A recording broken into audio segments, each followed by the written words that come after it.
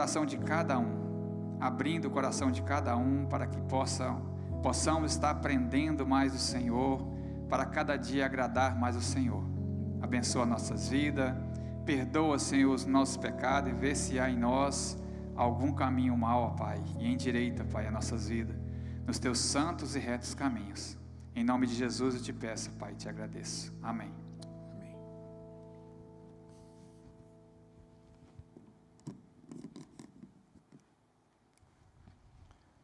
Quero convidar vocês para abrirem suas Bíblias em Apocalipse, capítulo 14. Livro de Apocalipse, capítulo 14.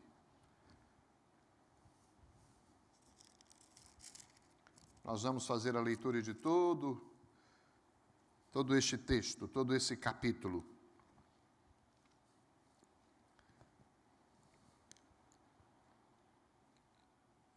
Diz assim a palavra do Senhor: Olhei, e eis o Cordeiro em pé sobre o monte Sião, e com ele 144.000, tendo na fronte escrito o seu nome e o nome de seu pai.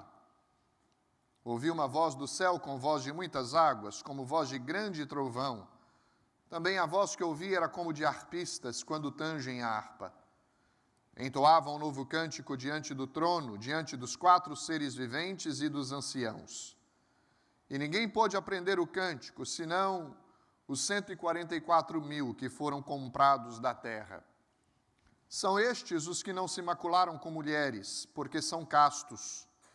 São eles os seguidores do Cordeiro, onde quer que vá, por onde quer que vá. São os que foram redimidos dentre os homens, primícias para Deus e para o Cordeiro. E não se achou mentira na sua boca, não tem mácula. Vi outro anjo voando pelo meio do céu, tendo um evangelho eterno para pregar aos que se assentam sobre a terra, e a cada nação, e tribo, e língua, e povo, dizendo em grande voz: Temei a Deus e dai-lhe glória, pois é chegada a hora do seu juízo. E adorai aquele que fez o céu, e a terra, e o mar, e as fontes das águas. Seguiu-se outro anjo, o segundo, dizendo: Caiu a grande Babilônia, que tem dado a beber a todas as nações do vinho da fúria da sua prostituição. Seguiu-se a este outro anjo, o terceiro, dizendo em grande voz: Se alguém adora a besta e a sua imagem, e recebe a sua marca na fronte ou sobre a mão, também esse beberá do vinho da cólera de Deus, preparado sem mistura, do cálice da sua ira, e será atormentado com fogo e enxofre diante dos santos anjos e na presença do Cordeiro. A fumaça do seu tormento sobe pelos séculos dos séculos, e não tem descanso algum, nem de dia, nem de noite. Os adoradores da besta e da sua imagem, e quem quer que receba a marca do seu nome. Aqui está a perseverança dos santos, os que guardam os mandamentos de Deus e a fé em Jesus. Então, ouvi uma voz do céu dizendo: Escreve, bem-aventurados os mortos que desde agora morrem no Senhor. Sim, diz o Espírito, para que descansem das suas fadigas, pois as suas obras os acompanham. Olhei, e eis uma nuvem branca, e sentado sobre a nuvem, um semelhante a filho de homem, tendo na cabeça uma coroa de ouro e na mão uma foice afiada. Outro anjo saiu do santuário, gritando em grande voz para aquele que se acha sentado sobre a nuvem: Toma a tua foice e ceifa, pois chegou a hora de ceifar, visto que a seara da terra já amadureceu. E aquele que estava sentado sobre a nuvem passou a sua foice sobre a terra, e a terra foi ceifada. Então saiu do santuário que se encontra no céu outro anjo, tendo ele mesmo também uma foice afiada. Saiu ainda do altar outro anjo, aquele que tem autoridade sobre o fogo, e falou em grande voz ao que tinha a foice afiada, dizendo: Toma a tua foice afiada e ajunta os cachos da videira da terra, porquanto as suas uvas estão amadurecidas. Então o anjo passou a sua foice na terra, e vindicou a videira da terra, e lançou-a no grande lagar da cólera de Deus. E o lagar foi pisado fora da cidade, e correu sangue do lagar até os freios dos cavalos. numa extensão de 1.600 estádios. Meus irmãos, nós estamos abordando o livro de Apocalipse já há algumas semanas, e cada mensagem é um recontar de uma mesma história, a história que compreende o período entre a primeira e a segunda vinda de Cristo Jesus. E em todas essas histórias, os princípios e as verdades e as profecias, elas vão se repetindo sempre com talvez algumas nuances diferentes ou o acréscimo de alguns detalhes que não tinha em outras histórias. Desde o início eu tenho dito que o livro de Apocalipse ele é interpretado por nós como através de uma contagem repetida de histórias paralelas, ou seja, não é um livro com uma contagem de história linear e progressiva, mas é uma repetição da mesma história.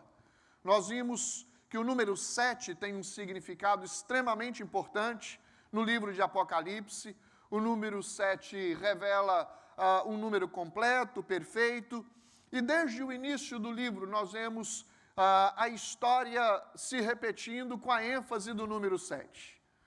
Desde o início nós nos lembramos quando João recebeu as cartas para serem enviadas às 7 igrejas da Ásia Menor.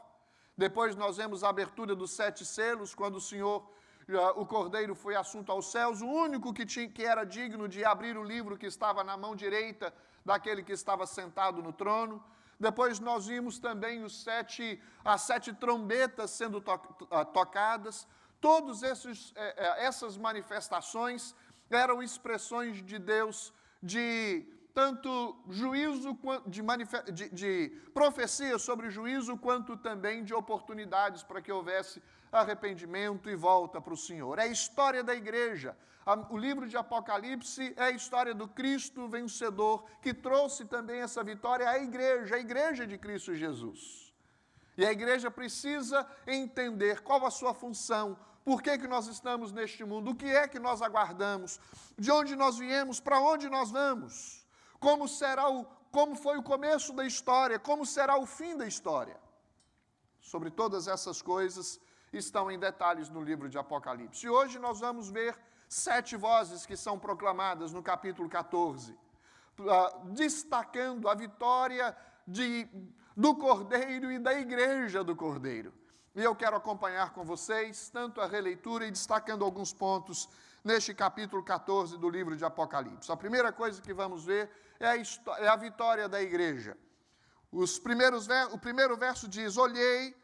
Lembre-se que quem teve essa visão foi João. João, na ilha de Patmos, recebeu do Espírito do Senhor todas essas palavras que foram escritas no livro de Apocalipse. E ele disse: olhei e eis o Cordeiro em pé sobre o monte Sião, e com ele 144.000, tendo na fronte escrito o seu nome e o nome do seu pai. Ora, claro que aqui é uma visão que João teve dos céus, e nos céus o povo de Deus presente. Nós já abordamos anteriormente os 144.000 sendo mencionados no capítulo 7, fazendo referência como o número daqueles que são a parte da igreja de Cristo, do povo de Deus. E eles então estão diante do trono, diante do Cordeiro, nos céus. O texto diz claramente que João viu o Cordeiro em pé sobre o Monte Sião, e é óbvio que aqui Monte Sião é uma descrição da habitação de Deus, o lugar onde o Senhor se encontra. E uma observação nesse primeiro versículo final, no finalzinho do versículo, é que esses que estão nos céus diante do Cordeiro, no Monte Sião, são aqueles que têm a marca do Senhor na vida deles. Eles têm o nome de Cristo Jesus, o nome do Cordeiro e o nome de Deus, o nome do Pai. O texto diz claramente: foi escrito o seu nome e o nome do seu Pai.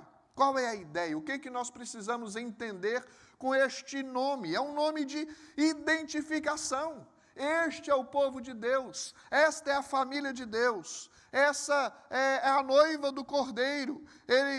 Há uma condição, ou seja, eles estão diante do trono, porque só se encontrarão diante do trono de Deus aqueles que são marcados pelo Senhor.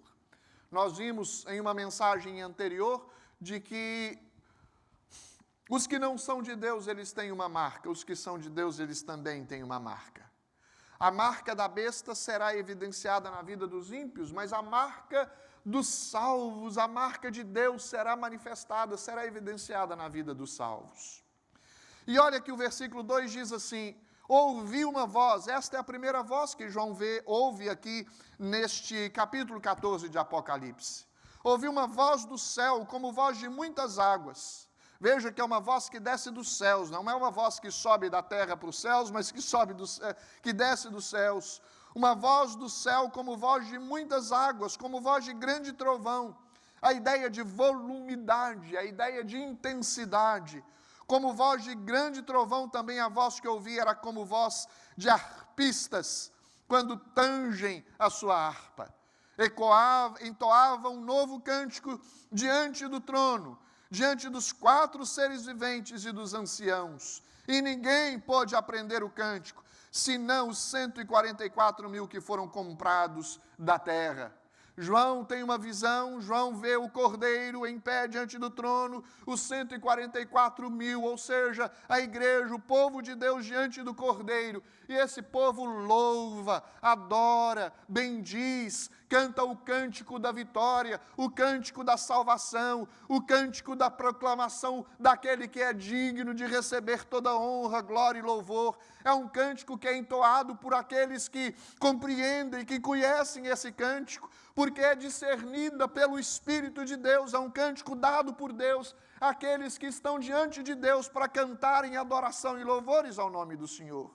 Não é um cântico conhecido por qualquer um, é um cântico conhecido pelos salvos, pelos redimidos, por aqueles que estão no trono. O que isso nos faz, o que isso nos leva a refletir e a aplicar enquanto nós estamos neste mundo, nesta terra, aguardando o dia desse encontro com o Senhor nas habitações celestiais? Meus irmãos, é que louvores, cânticos, vozes, são coisas que Deus escolheu porque lhe agradam, para honrar o seu nome, glorificar o Senhor. Por que no culto nós nos reunimos, nós oramos, pregamos, mas também cantamos? Porque os cânticos exaltam o nome do Senhor. Cânticos fazem parte do lugar onde Deus está, o lugar onde há a presença de Deus, ali há cânticos. Uma das coisas que o povo de Deus em Israel, por exemplo, fazia com frequência, como Davi, por exemplo, era cantar louvores a Deus, escrever músicas de adoração ao nome do Senhor, porque Deus se agrada dos louvores que são apresentados ao seu nome. E João tem essa visão, a visão da igreja. Não é a igreja apóstata, é a igreja vitoriosa. Não é a igreja que persegue, é a igreja que foi perseguida e agora está glorificada nos céus. Não é a igreja que virou as costas para o Senhor, a igreja falsa, com uma pregação falsa, não. É a igreja triunfante, fiel, a igreja que se encontra com o Senhor nas alturas, a igreja que está com o Senhor nos céus. E olha, meus queridos, o verso 4 diz assim, fazendo uma menção, uma características desses salvos que estão diante do Senhor nos céus. São estes os que não se macularam com mulheres. O que isso quer dizer? O texto diz, não se macularam porque são castos. Talvez alguém pode estar dizendo, olha, esse é um número seleto de pessoas que estão nos céus e que não conheceram mulheres. A ideia não é esta. A ideia são pessoas que não se contaminaram com a meretriz, que não se contaminaram com as seduções deste mundo. É a igreja que se guardou imaculada. Veja, meus irmãos, como pode os cristãos que vivem nesta terra, que creem em Jesus, os homens casados, por exemplo, as mulheres casadas, obviamente não podem ser encaixadas nessa categoria, mas o texto diz que a igreja se encontra nos céus. Casamento não é uma proibição, a sexualidade não é biblicamente falando, não é pervertida, o mundo a perverteu. Mas aqui existe uma figura, uma prefiguração da relação que nós, de Cristo com a igreja, ou seja, a igreja se apresentando como noiva do Cordeiro, imaculada, purificada, santificada, virgem, adornada pelo próprio Senhor. Esta é a ideia. São estes que não se macularam, estes que são os seguidores. O verso de número 4, do Cordeiro por onde quer que ele vá. Uma outra característica desta igreja glorificada, é uma igreja pura, é uma igreja santa, é uma igreja imaculada, e é uma igreja que também seguiu o Cordeiro, ou que segue o Cordeiro.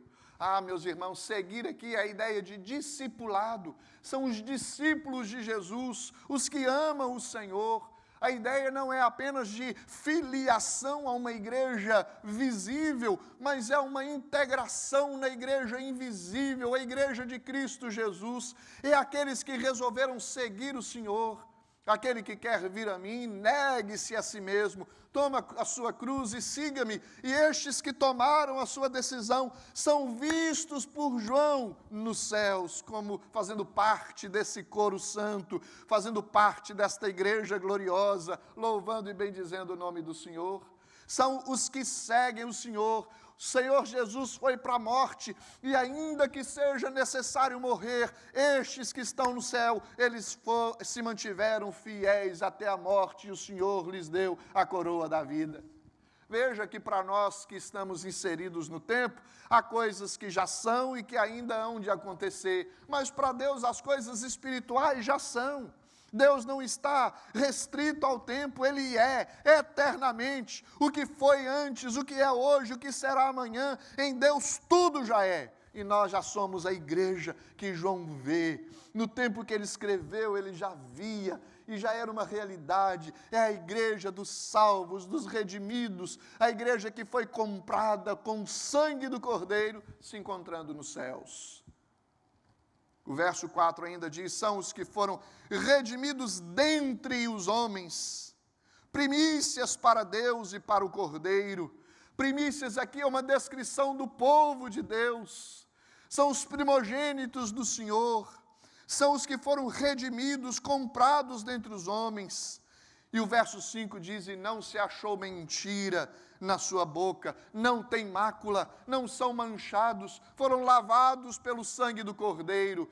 Deixa eu dizer uma coisa para você, meu querido, que está aqui hoje à noite, você que me ouve através desta transmissão, não pode ser uma característica na vida do crente a mentira. Os que vivem na prática da mentira, eles não são identificados como filhos do Cordeiro, eles são identificados como filhos do diabo, como filhos do dragão. Nós estamos vendo aqui a característica dos que herdarão os céus. Os que herdam os céus são aqueles em quem não se acha mentira em sua boca. A Bíblia diz que o pai da mentira é Satanás. Mas nós sabemos que quem é a verdade? Cristo Jesus, ele disse, eu sou o caminho, eu sou a verdade, eu sou a vida. Ou seja, fazem parte da igreja glorificada aqueles que vivem, que praticam e que falam a verdade.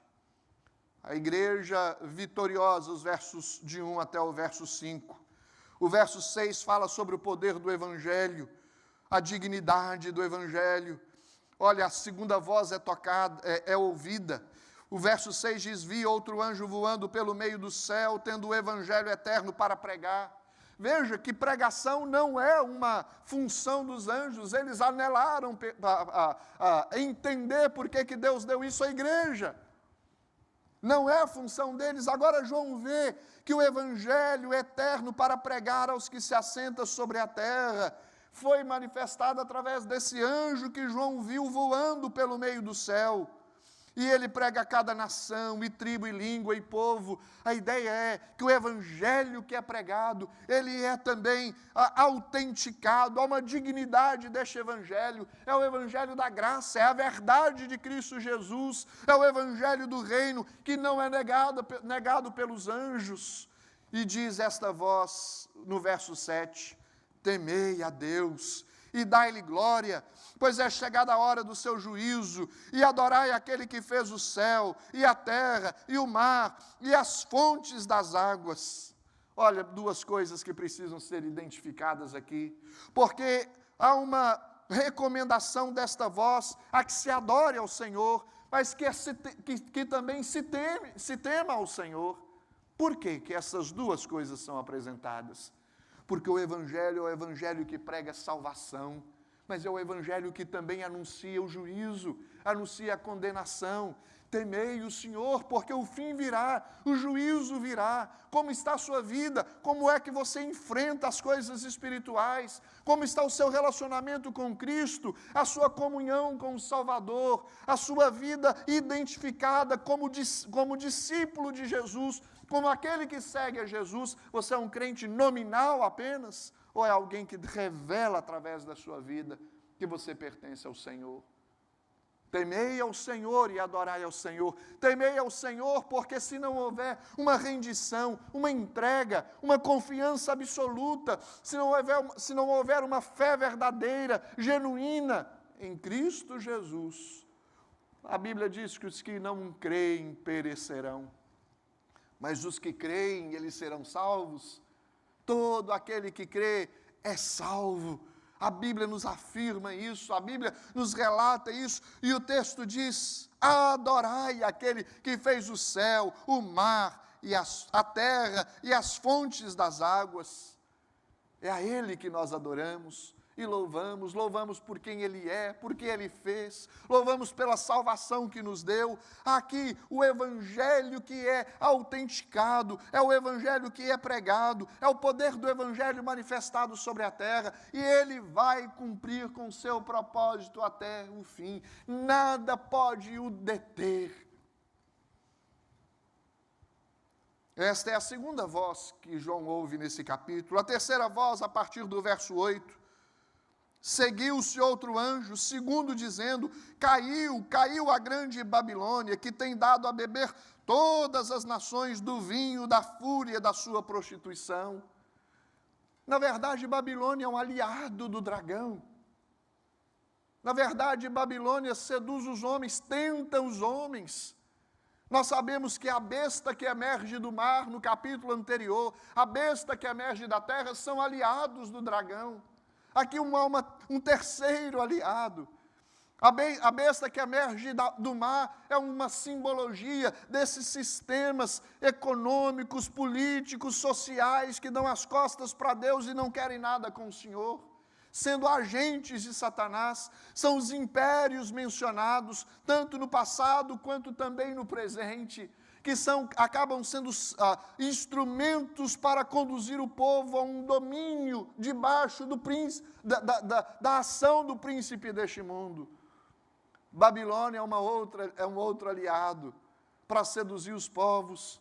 A besta que emerge do mar seduz, leva as nações persegue a igreja, persegue o povo de Deus. A besta que emerge da terra engana, seduz os homens, porque é a falsa religião pregada. Quantas coisas misturadas com a verdade têm sido anunciado, como se fosse toda a verdade, e engana os homens.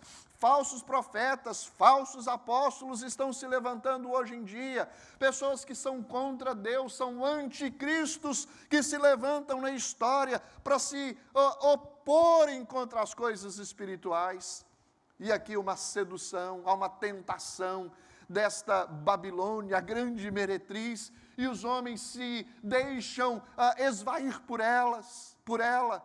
Na verdade, algumas pessoas dizem assim: eu não vou me deixar ceder pela besta que emerge do mar, porque eu consigo entender esses sistemas mundiais, eu não vou cair na deles.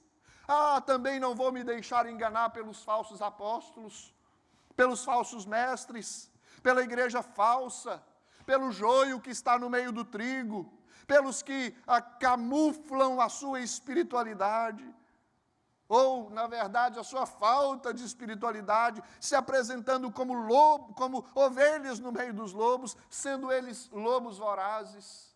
mas se deixam, cedem às tentações da prostituição, da mentira, da vaidade deste mundo, negam a fé para adquirir coisas materiais, negam a fé para se dividir contra os homens, negam a palavra de Deus para defender interesses próprios. São pessoas que estão cedendo à tentação desta grande Babilônia, desse instrumento de Satanás, buscando os prazeres do mundo, buscando as ideias e as sugestões dessa que é uma aliada de Satanás.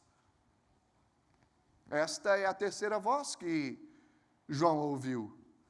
Mas o texto continua dizendo, meus queridos, seguiu-se a este outro anjo, o terceiro, dizendo em grande voz: se alguém adora a besta e a sua imagem, e recebe a sua marca na fronte ou na sua mão, também esse beberá do vinho da cólera de Deus, preparado sem mistura, do cálice da sua ira, e será atormentado com fogo e enxofre diante dos santos anjos e na presença do Cordeiro. Há uma ideia errada pregada por alguns de que não há inferno, de que não existe sofrimento após a morte. Os salvos desfrutarão do gozo na presença de Deus, mas os que não são, os que creem em Cristo, serão exterminados, serão aniquilados, eles não sofrerão, porque o Deus de misericórdia não pune. Mas não é isso que a Bíblia nos ensina. Aliás, meus irmãos, quando olhamos para esse texto, nós vemos uma cena dramática. Porque olha só, se alguém adora a besta, se alguém não adora a Deus, se alguém não adora o Senhor, está reservado para eles um juízo. E esse juízo está presente nas Escrituras. E veja que são os que têm a marca da besta, tanto na mão direita quanto na testa. Lógico que é uma simbologia de uma sedução, de uma entrega ao serviço do anticristo. Beberá do vinho da cólera de Deus, preparado sem mistura. Há uma ideia no Oriente Antigo, no meio do povo de Deus, no povo de Israel, o vinho era preparado, o vinho era muito forte, havia às vezes uma mistura de água no vinho para que fosse mais fácil de ser ingerido. Paulo, quando sugeriu Timóteo para tomar um pouco de vinho por causa da doença do seu estômago, disse que fosse um pouco de vinho com água, para aliviar.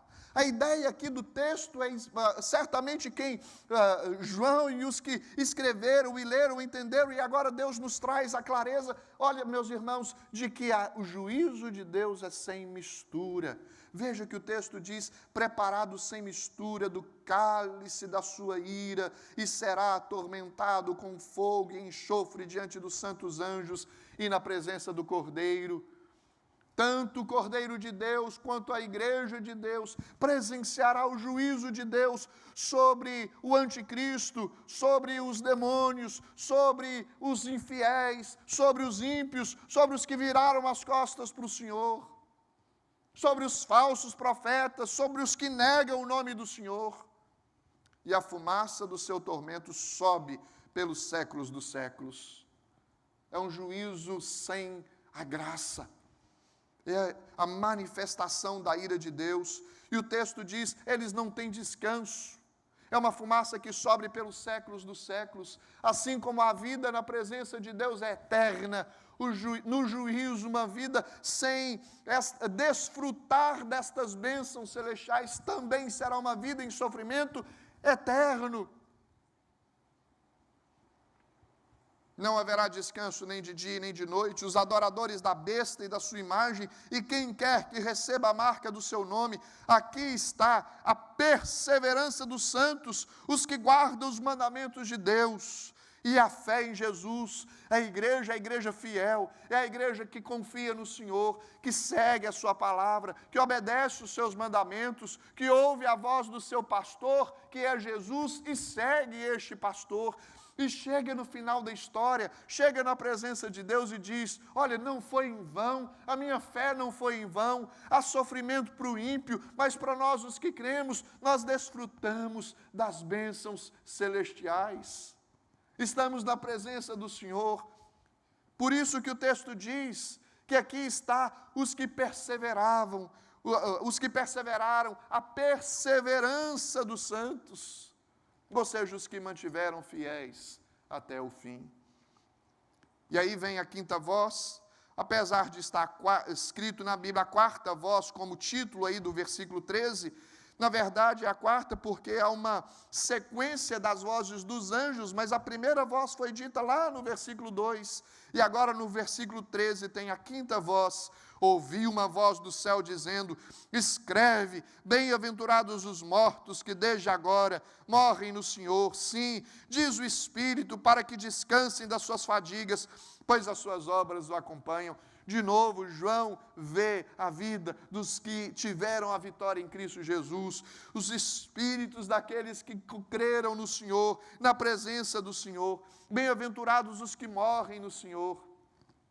Eu li uma frase interessante essa semana que diz que nós nascemos mortos e morremos vivos, nós os que cremos no Senhor, porque Deus nos vivifica, porque Deus nos renova.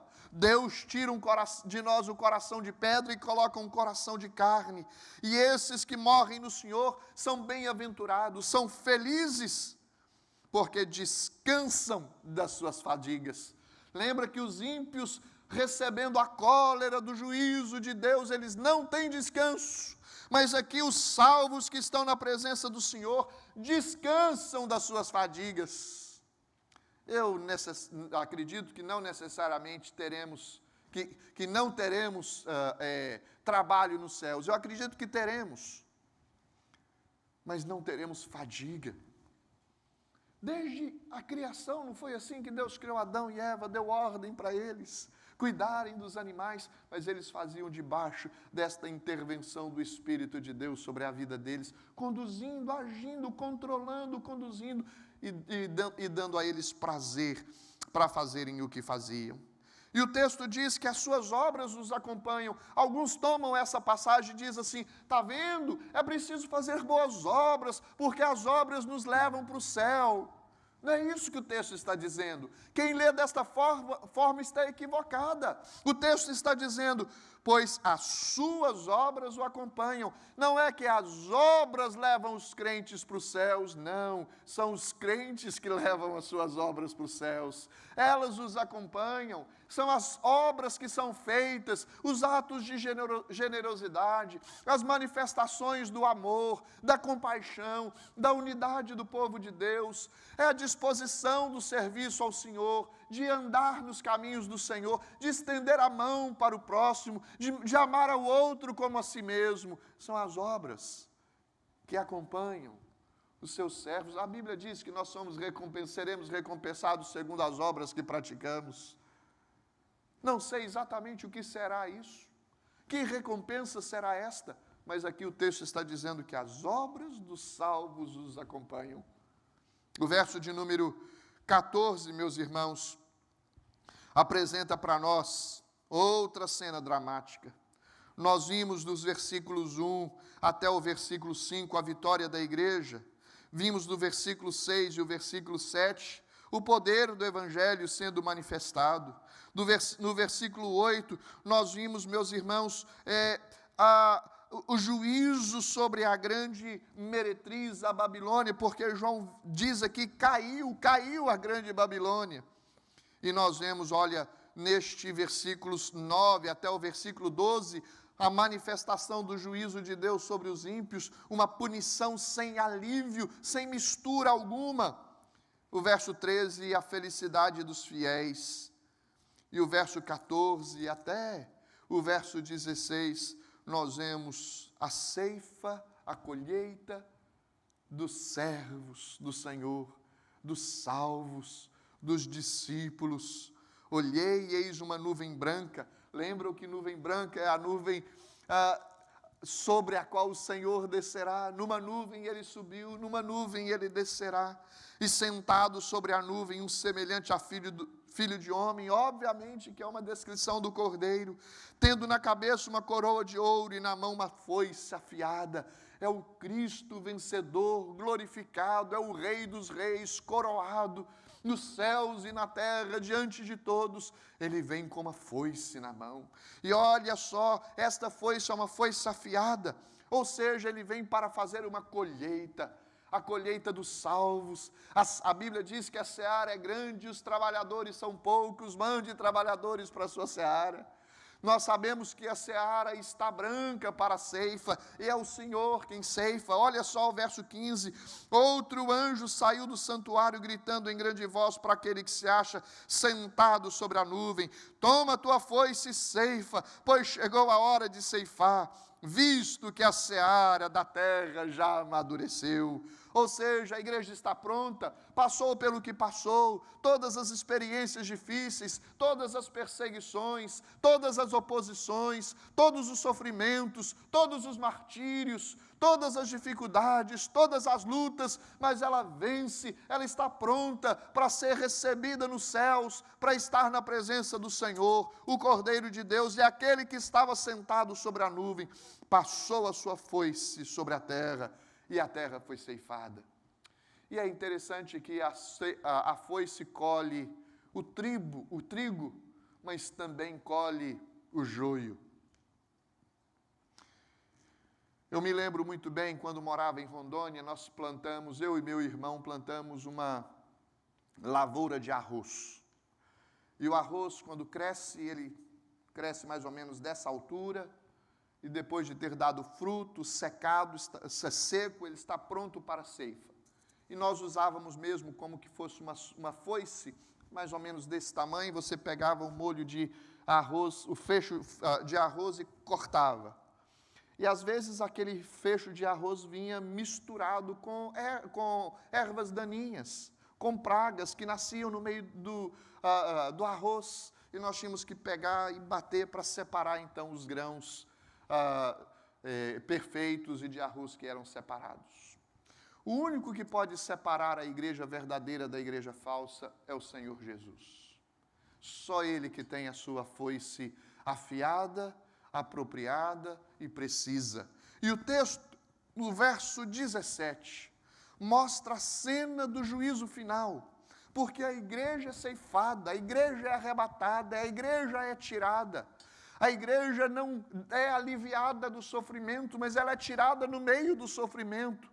Ela é trazida para o Senhor e agora ela presencia o juízo de Deus sobre aqueles que então se mantiveram incrédulos. O verso 17 diz: saiu do santuário, que se encontra no céu outro anjo, tendo ele mesmo também uma foice afiada. Saiu ainda do altar outro anjo, aquele que tem autoridade sobre o fogo, e falou em grande voz. A sétima voz é anunciada aqui, ao que tinha a foice afiada, dizendo: toma a tua foice afiada e ajunta os cachos da videira da terra, porquanto as suas uvas estão amadurecidas. E olha, meus irmãos, aqui é uma figura dos ímpios, os que viraram as costas para o Senhor, os que ignoraram a mensagem do Evangelho, os que se mantiveram incrédulos, também os que perseguiram a igreja. A maldade deles está tão intensa, que eles estão como, obviamente que o texto é ilustrativo, é uma figura, é um símbolo do que acontecerá.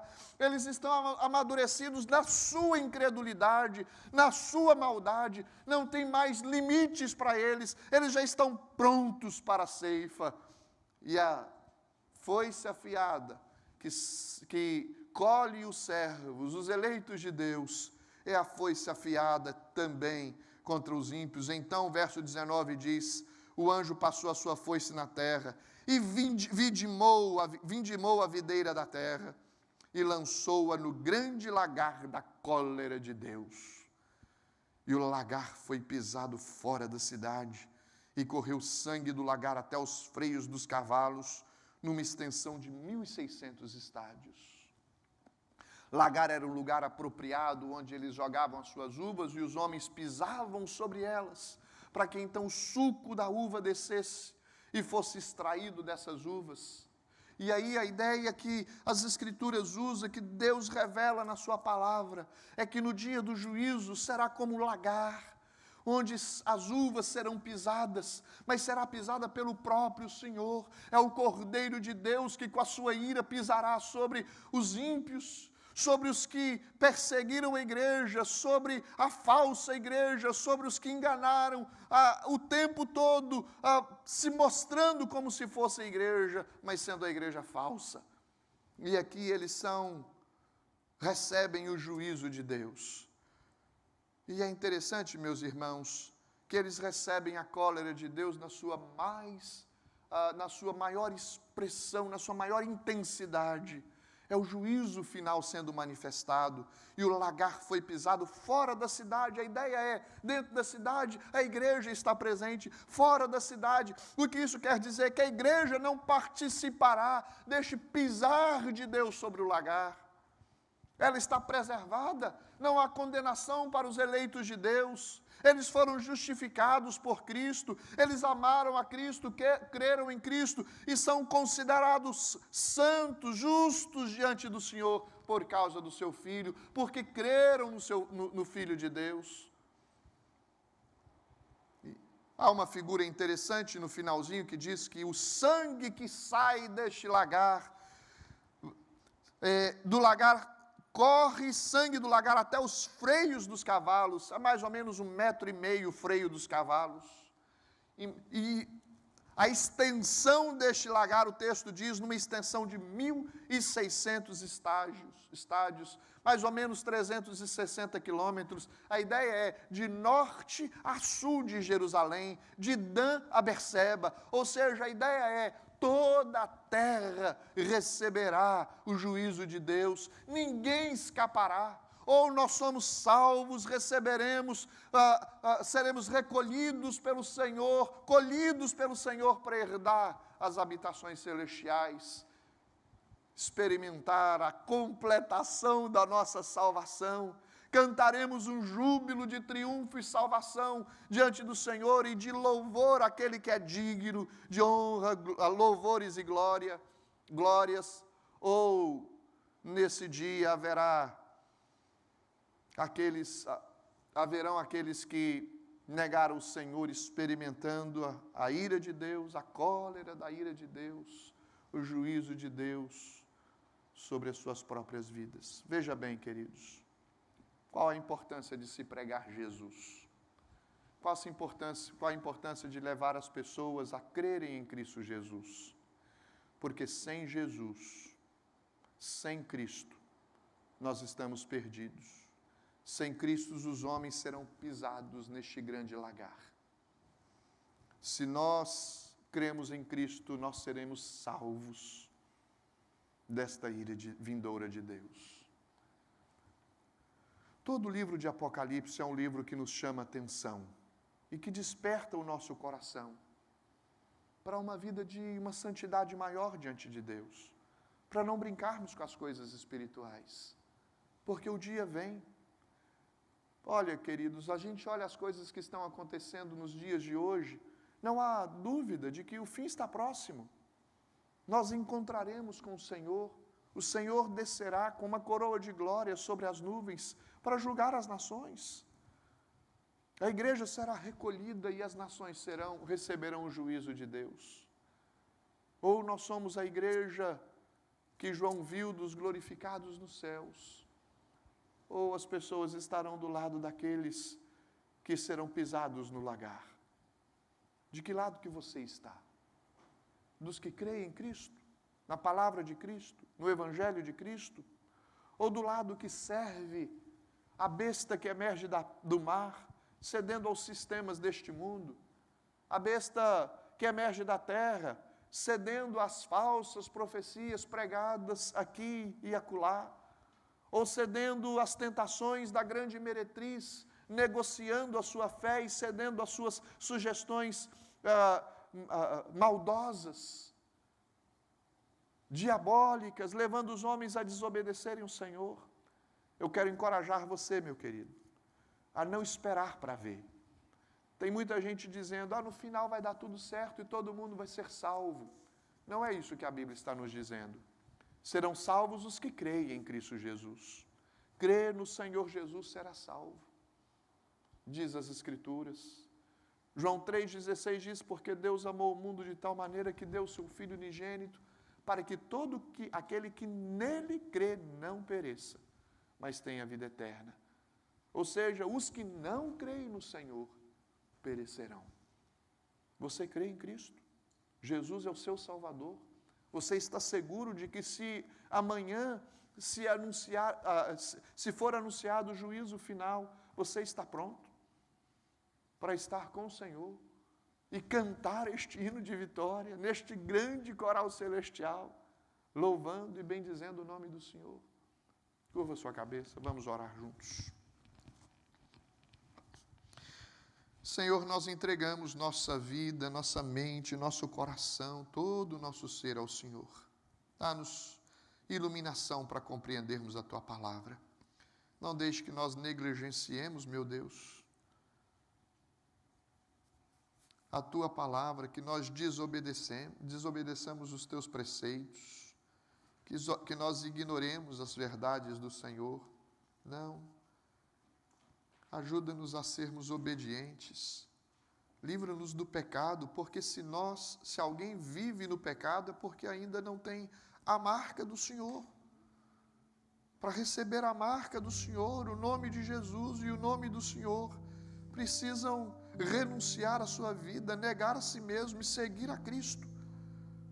Oh, meu Deus, tenha misericórdia de nós, santifica a nossa vida, perdoa os nossos pecados e dá-nos uma vida que te agrada, Senhor.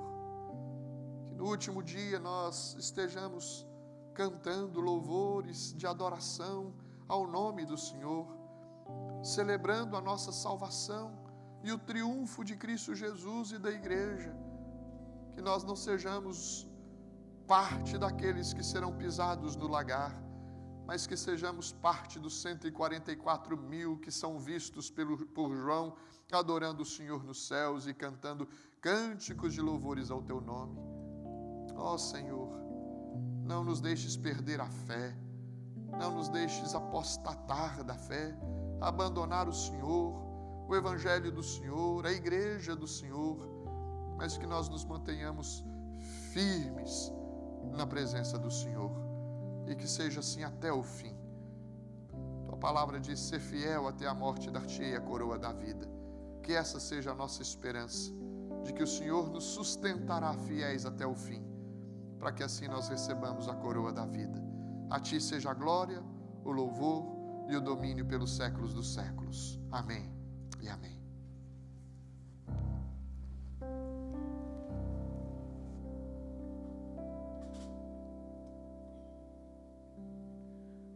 Vamos colocar de pé para juntos adorarmos.